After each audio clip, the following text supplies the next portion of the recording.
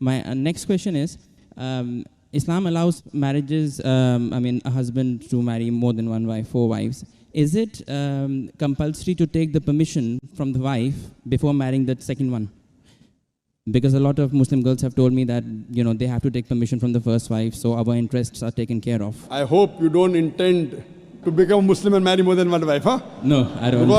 Because there's a new law in the Indian government. If a Hindu converts to Muslim and marries more than one wife, then there's a problem. Yeah. There's a new law that's passed. I don't intend to, but I just need to find out. Don't intend to marry or don't intend to convert?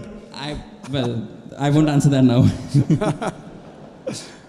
There was asked the question that is it compulsory that a husband should take the permission of his first wife before he marries the second wife? As a general rule, because it is mentioned in the Quran that a man can have more than one wife, it is not required for a man to take the permission of first wife, but it is preferably takes permission or at least informs her. Okay.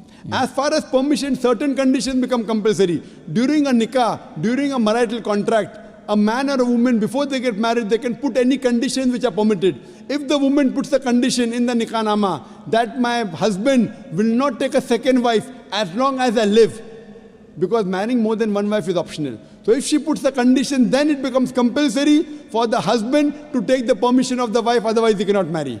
If this is not mentioned in the nikah nama, if it's not mentioned in the marital contract, it's not a must, it is preferable. Okay. Hope that answers the question. Thanks.